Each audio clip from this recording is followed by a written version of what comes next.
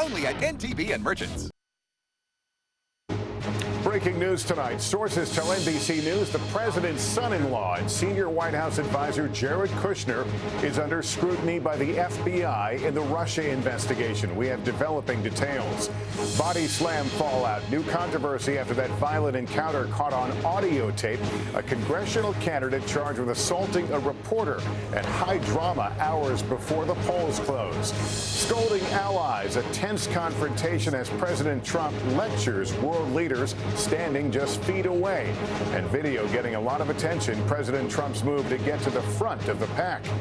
And hospital bill help. The new way patients are finding to pay for surprise medical expenses. It can be a cheaper option to cover those out-of-pocket costs. Nightly News begins right now.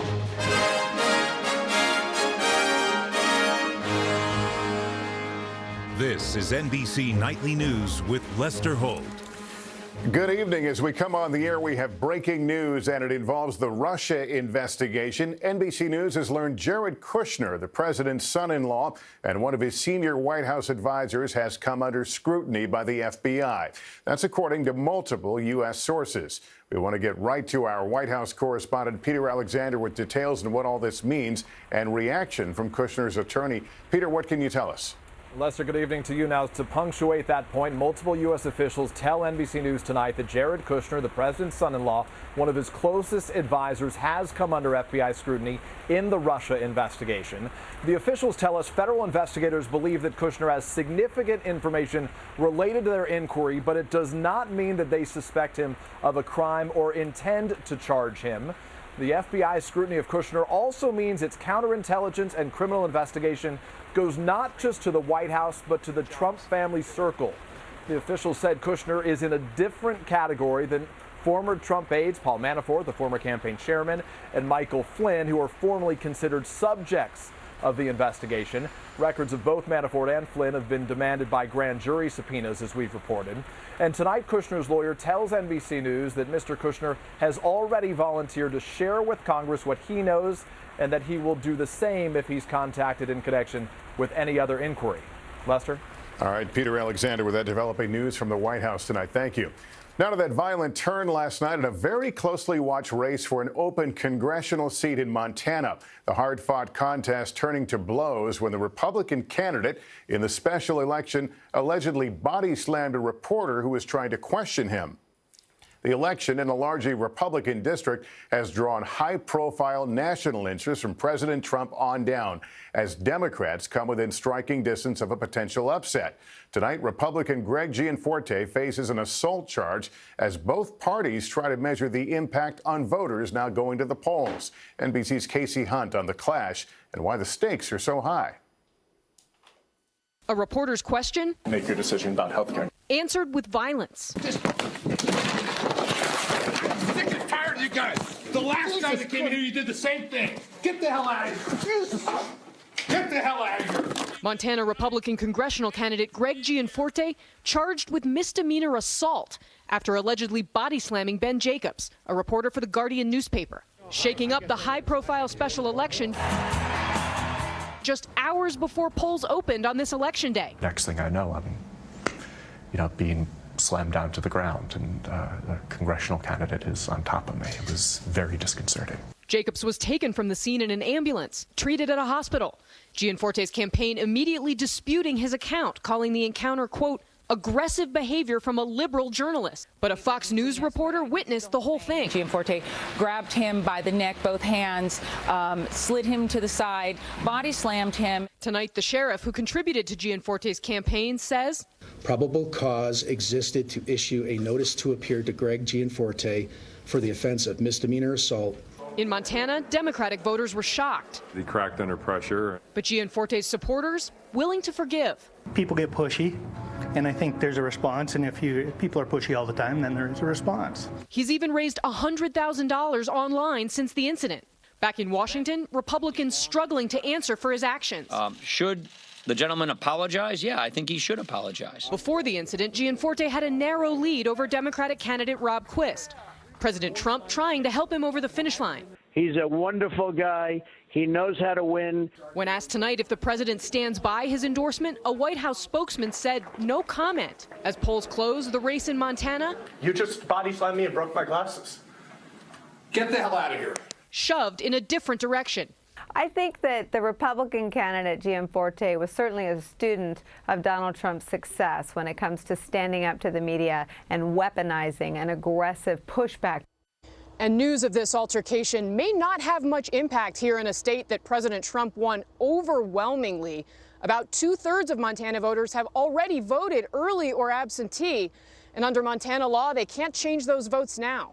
Lester? Casey Hunt in Montana, thank you. Now to that tense confrontation involving the president scolding world leaders at a NATO meeting in Brussels as they stood just feet away.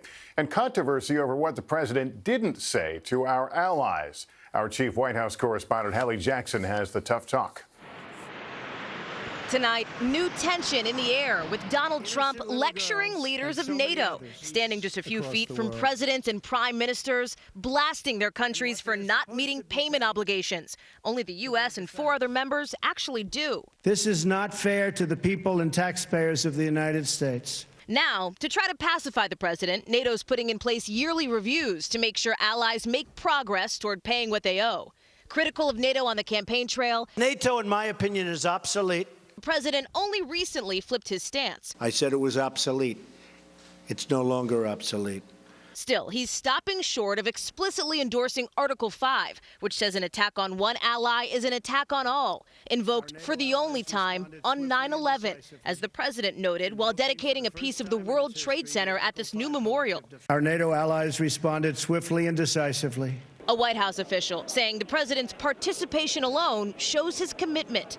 At this first face-to-face NATO meeting, some eyebrow-raising moments. The president appearing to push aside the prime minister of Montenegro, the newest member of NATO. And on center stage, the relationship with Prime Minister Theresa May, furious over leaks about its Manchester investigation suspected to come from the U.S. I will be making clear to President Trump today that intelligence that is shared between law enforcement agencies must remain secure. The president promising to get to the bottom of it, ordering a Justice Department review and going out of his way to praise the special relationship between the countries. Today, NATO allies agreed to join a coalition to fight ISIS and appointed an anti-terror coordinator. Only symbolic moves, but an olive branch to the president. This first NATO meeting with President Trump's an adjustment for allies, too. More used to former President Obama's worldview. He happened to be in Europe today, castigating an America First approach, telling an audience in Berlin, we can't hide behind a wall. Hallie Jackson, NBC News, Brussels. Let's turn now to the new developments in the investigation into that Manchester concert bombing. British authorities made new arrests overnight as they follow the bomber's trail to hunt down his alleged network.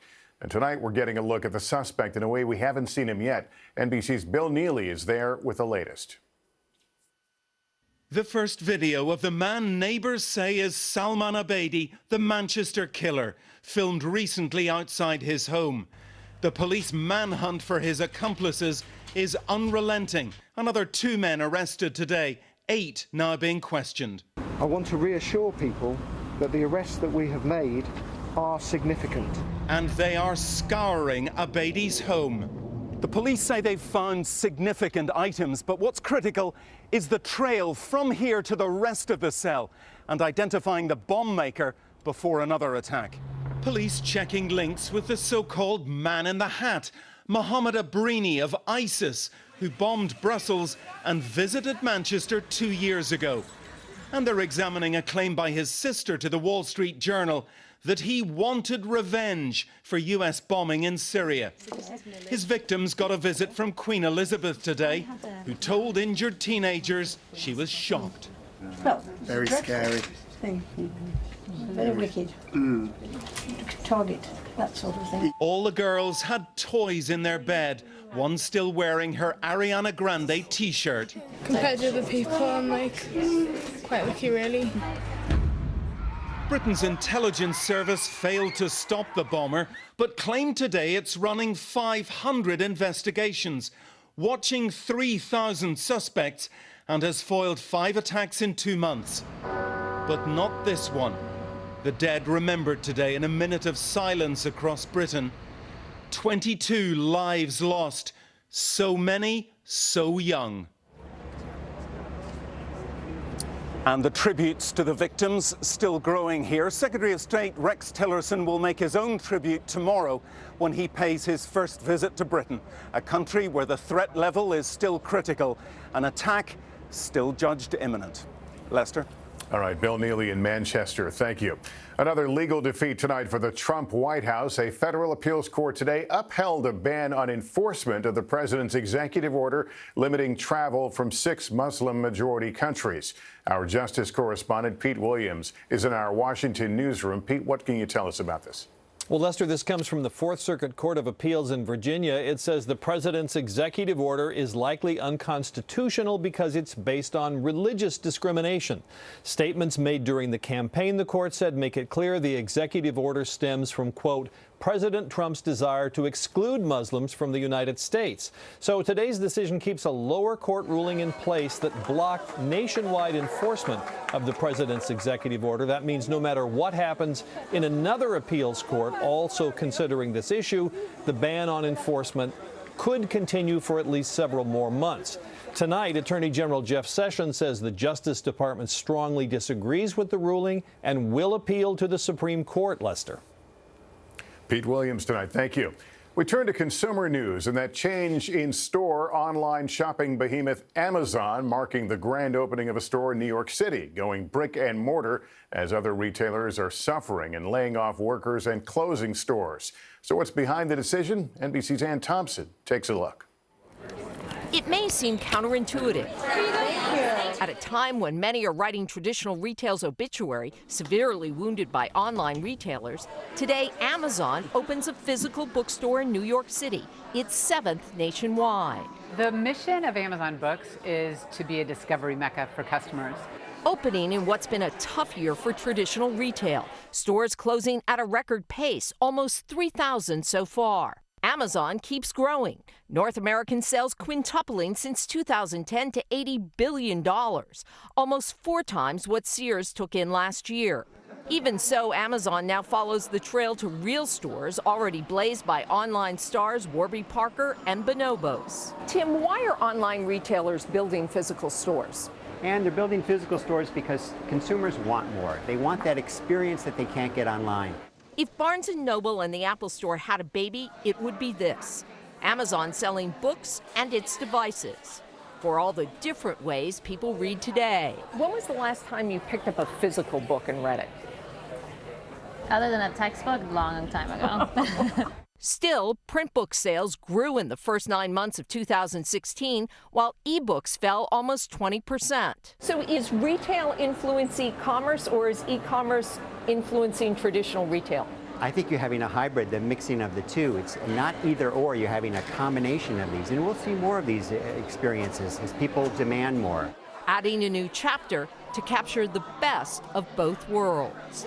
Ann Thompson, NBC News, New York.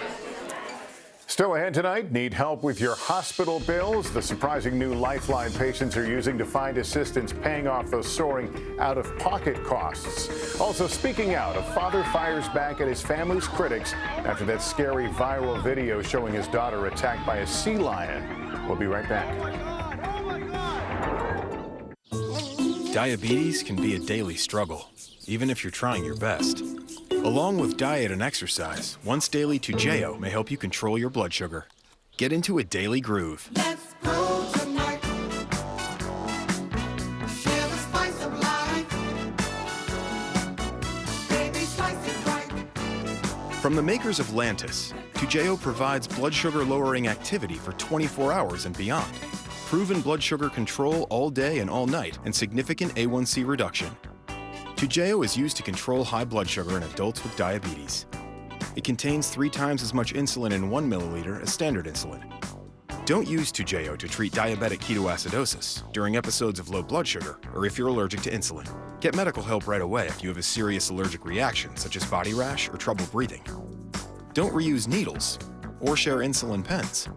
The most common side effect is low blood sugar, which can be life-threatening. It may cause shaking, sweating, fast heartbeat, and blurred vision. Check your blood sugar levels daily. Injection site reactions may occur.